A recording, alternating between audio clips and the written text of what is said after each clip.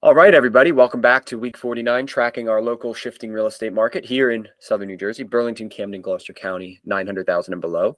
And we're starting a little bit differently today because, as you can see, we do have a guest on with us. So I have Sam Jackson, who is my coach for the last 2 years, who we've met every single week for 2 years. And Sam also coaches a number of agents across the country, as well as being down out of the Georgia area, and has a very good tune for the national conversation. So I'm going to present here in a second. We're going to run through our local stats, and then I have 3 questions for Sam that we're going to talk about, just comparing our local market to the national local market. So without much further ado, let's just jump right into these stats so we can rip-roar through them. All right. So as we do, week 49, first week in December, a couple things that we were taking a look at. Last week was a little weird in that our new listings, our pendings, and our closed, they were just down. And why? It was Thanksgiving week, right? So we kind of knew that we were going to take a little dip here. This wasn't part of a trend line or something. This was a holiday week. I kind of scrapped it. And as you can see, we kind of rejoined the next week. All of our numbers are fairly similar. Our new listings and our pendings were very similar to what they were week 45, week 46, week 47. The one number that did pop up a little bit, though, was our close numbers. And I think that's probably a lot of people who maybe wanted to close last week, but just looked at the calendar and said, let's just bump it to the week after. So I'm not surprised to see that close number just a tick higher than we normally are. Now, we have come down a little bit in listings. We had this big run up in October into the first bit of November, where we kind of hovered up at some of our highest listings we've had all year. But again, over the Thanksgiving week, and now we're getting into December, right? We're getting into that time of year. We're starting to see our total active listings taper off. This I'll attribute to seasonality. It's cold. It's after Thanksgiving. I've had buyers that have dropped off because they said between Thanksgiving and Christmas, I ain't shopping. So no problem. We understand that. So December, I'm actually expecting to see some of our total active listings kind of hover, maybe stagnate, maybe even drop a little bit, but probably not going up too far the other way until after the first. One that was quite high again, price reductions, not our all-time high, but definitely on the high side. So that worked, we're expecting. And then our expireds, withdrawn, and canceled. Again, not setting any records, but probably a top 5 number that we've had all year for those. Here's to me is the story though. Days on market. Days on market has crept up. I mean, if we just look here in these last, 10 odd weeks, we were at 58 for our average and 27 days on market for our median. That's up to 62 and 33. So in just 10 weeks, we've had a big jump up, almost 5-6 days in each of those categories, respectively, on the days on market. Listings are sitting longer, right? So we'll talk a little bit more about that. And same thing, our prices, we had a little bit of a kind of an influx here in November as things were getting a little tight, but then they're starting to back, and I don't want to break my sheet, but they're starting to just, back off to that 340 that we saw. All right, so let's just run through our 3 monthly average graphs, and then Sam, I want to have our conversation. So Sam, just so I bring you into the conversation here, let me explain a little bit what's been happening to us locally. So here's our total active listings, right? And we know that at the beginning of the year, we went through that heavy inflationary period at the beginning of the year. And this was also while they were increasing interest rates, and they increased them through the summer as well, right? So we saw that, our inventory tanked. And then as those interest rates crept up, right? We saw those interest rates creep up all year. We started to see the amount of listings available to buyers increased. So let's have that, kind of put that in the corner for a second. Mm-hmm. All right. So we know that listings were high, low, then high, if we can kind of summarize cheaply there. At the same time, during that run up where we tanked listings those first 5 months of the year, our prices went up, not surprisingly. Then they continued to come up, but they've been steady. And this has been a little bit of the conversation. Now, we've had a little bit of fluctuation with those coming up just a little bit here in the September and November months. But for the most part, we've had fairly stable prices over these last 5 months with a big run up in the beginning of the year. And this is what we get down to here. Let me just pull this out. Okay. The number of price reductions, right? So we have seen, and we can see again, our price reductions number here, 167, again, fairly high, a fairly high number. So we're higher than here. So this looks very similar to the total active listings, right? When listings were higher, we had more reductions. As it got lower, we had less reductions. That seems very common. But then as listings have come back up again, so have price reductions. So we're sitting at a period where prices have been fairly flat. We have a lot of price reductions going on, and we have more listings than we've had sort of the whole year, right? So let's just start there. And I am actually going to kind of stop my share, and I just want to bring us back to kind of the conversation here. So Sam, talk to me a little bit about this.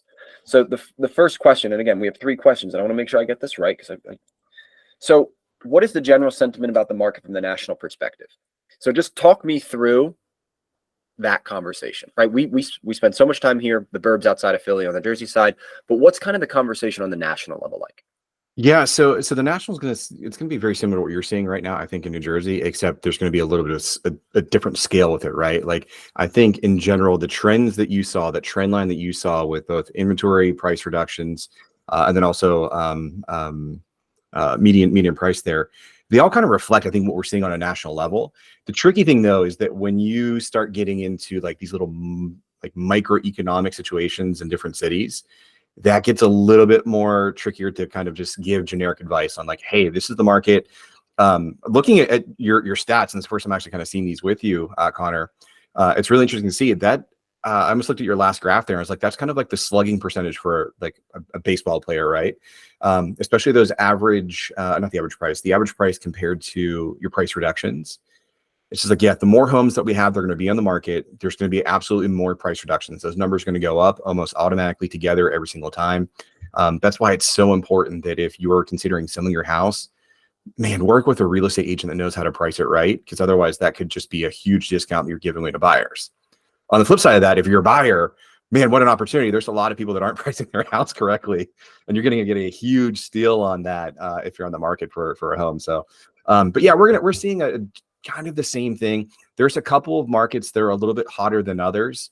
But I would say that when you look at kind of the New Jersey, Pennsylvania, Delaware, and Maryland region of the country, there's just really low inventory. So I think what you're seeing is kind of what we're expecting across the national aspect as well. So even though our inventory was high, low, and we feel like it's being rebounded, it's still, I guess, in more of a long term and more of a national perspective, it's still on a low inventory side. And you kind of mentioned there's an opportunity for buyers right now. You know, Yeah. I've talked on this a couple episodes ago. This shift towards, it's not a buyer's market, but there are buyer favorable conditions Mm-hmm. at the moment that exist. And you're right, there are a lot of price reductions and there's more listings than there has been in a relative sense. And we know, at least I think this way. I don't know if you would agree, but I think a lot of buyers and sellers, they have like a 6-month memory with real estate sometimes. That's Like fair. whatever's been happening the past 6 months, they just kind of lump average it and say like, that's what we're in. But we've had a lot of change in the past 6 months. So sometimes that's why we do this weekly, right? Right. So, all right. So not a ton of differences. I think this similar conversation, inventory levels happening across, but like you said, city to city might just be a little bit different. It's going to be based, yeah, totally on inventory. And there's actually some really great resources on realtor.com that talks about like just the housing shortage. The majority of them are kind of like in the north and east of United States. The only places that we're really not seeing issues with inventory issues would be Florida has a good chunk of like new permits for housing that's popping up, as well as like the West. So like Southern California, a little bit into like New Mexico, Nevada is also pretty like stable, but you're seeing a lot of red across the country in the sense of just like inventory's low. Okay. So I think in the states where they have the blessing of land and the opportunities for new development, they're not feeling the pinch as much as we are.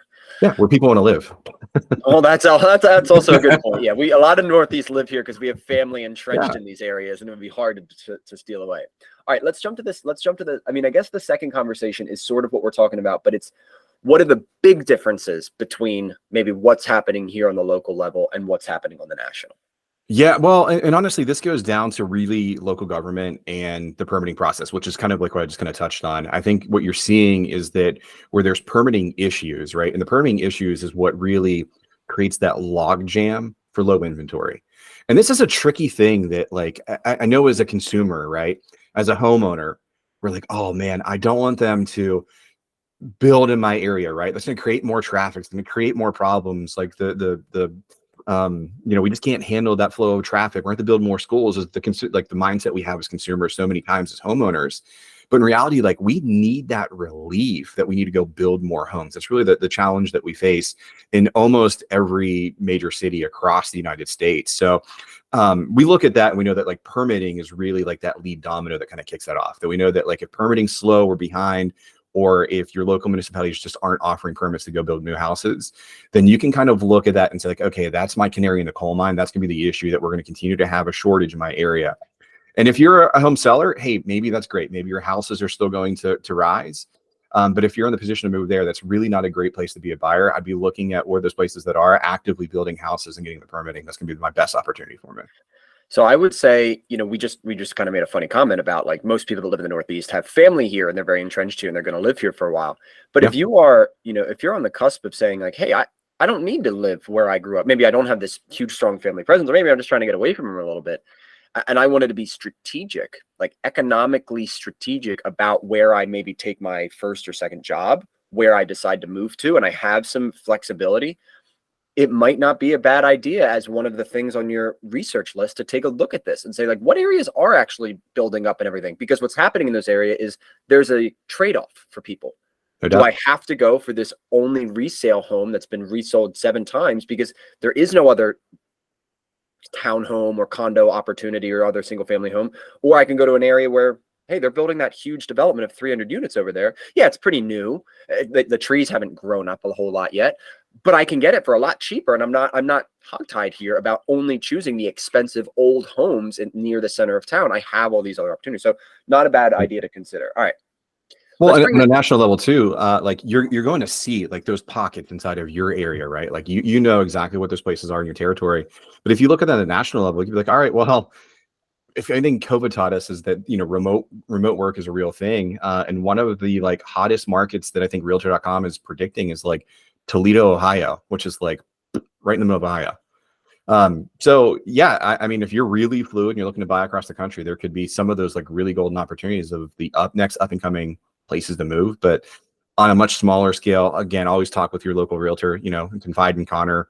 There's going to be those Toledo, Ohio's inside of your territory. Yeah.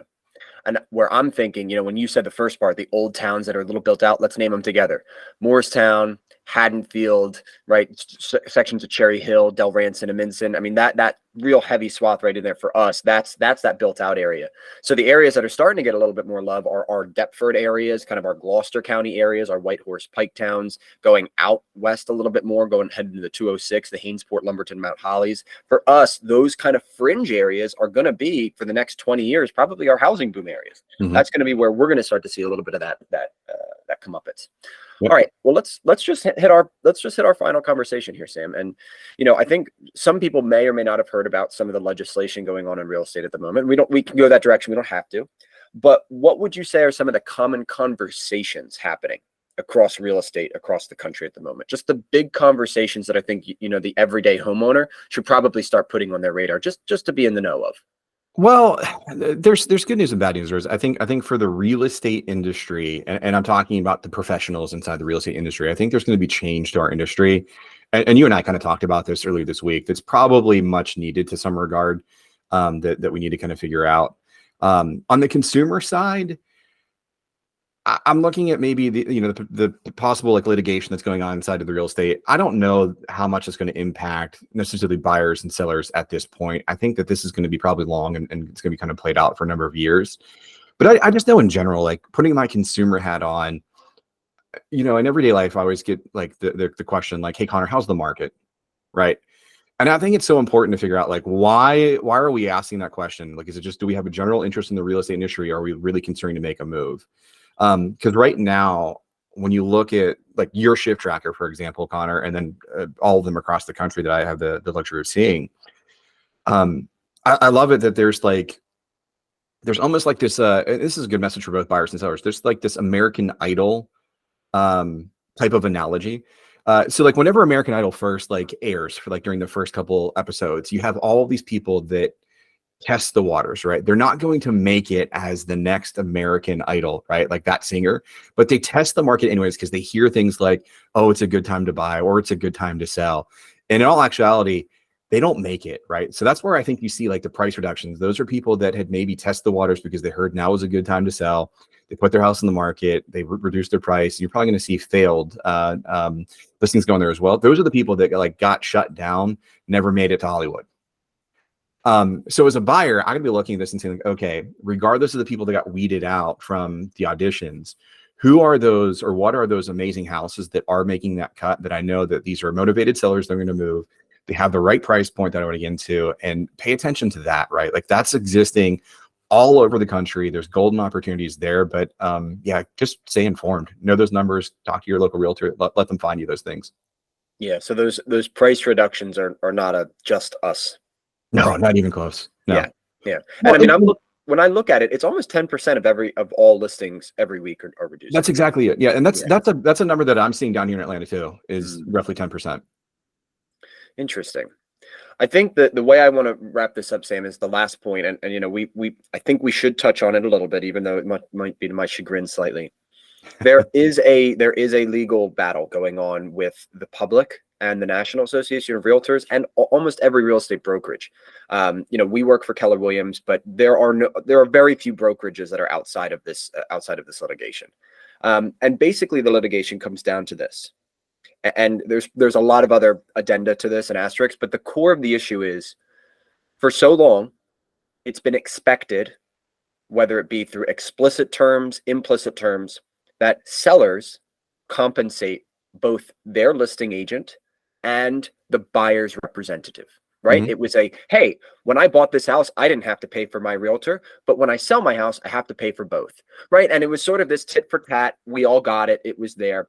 But some homeowners have said, well, that's not fair. Why am I, as a seller, having to compensate some other realtor who's actively working against me, representing somebody else's best interests, yet I have to pay them 3%, 2.5% of my entire proceeds have to go to this other person? Mhm. No, we disagree. And a court finding, Burnett Sitzer or something like that, Mhm. basically said, you know what, sellers? You're right. The buyers should have to pay for their buyer representatives. So I think I did a crude job explaining that. Yeah, well, Give me let a me put little a bit, couple. give me like a Yeah, little bit more refined version of that. if we're going to put this out in the ecosphere, right, I'd rather just cover a couple key details in there that Yeah, are super yeah, important as please. well. So a number one thing is like KW is going to be kind of like the main event inside of this lawsuit, and it's not that others aren't tied to it. It's just that the others that were included in the lawsuit decided to settle. So Pretty that's why massive for KW is that, kind of in right? the public eye as well. You know, Gary Keller of Keller Williams decided to say, hey, we're going to fight this on. And the reason for that is that there's also this underlying element inside of this, is that there is this conspiracy that real estate agents were price fixing because of this, you know, buyer agency, you know, situation that you just kind of, you know, shared here. So with that, like, to your point, yes, it is kind of a weird thing. Buyer agency has not been around for that long, just a few decades. This isn't like something just like, hey, this is old as real estate. This is something that's kind of in the modern era that we've kind of recently taken on. But the underlying thing is, like, I truly don't believe that there was some conspiracy of just saying like, hey, there is a set commission that you have to pay the buyer agent on the other side. And that's really what the lawsuit's about. With that being said, like, that's the focus of this. What's going to happen is definitely change. It may be change that is needed to some regard, just so that the consumers are protected in this. I think that's always the most important thing, that consumers are protected. But ultimately, I don't know. There could be a lot more disruption from technology by the time this thing even settles anyways, when we look at AI disrupting almost any industry. So it's something to keep an eye on. I think ultimately we will get it sorted out. It will benefit the consumer. There's no doubt about me. It'll make life better, as a better experience, a better price for consumers, though. Yeah. I think the only thing, and let's wrap up here. I think the Yeah. only thing I want the audience to be aware of, and look, this channel and this whatever this is for these past 49 weeks has just been about, when you talk with people, I want you to feel informed. I want you to feel like you have some data points to chat with them about, so you can make good decisions and you can give good advice. For me, it's going to be a matter of just be open to the way in which realtors and the public are going to operate in the future. Yep. That's all I would say, is that at the moment, it has been traditionally done one way, and Misty has joined us for this last part. It has traditionally been done a certain way, and certain parties have paid for certain people. Be ready. That may change. Mhm. And you may say, hey, as a buyer, wait, all of a sudden I may have to do something that I didn't traditionally have to do in the past. Yeah. But also, as a seller, you may not have to pay something that you traditionally had to pay for in the past. So look, in the long run, these things all kind of even out. They become fair and they become widespread to everybody. What I would say is, again, having an agent, and again, it can be me. It doesn't have to be me. I recognize that some of you operate in areas that I may not be in. But what I recommend is, like Sam said, know your agent and make sure your agent is able to articulate in your market what is going on and what are some of the common threads and some of the common solutions. I think above all, that sanity And that logical step-by-step approach is going to be your best friend, whether you're with me, whether you're with another agent, anything like that.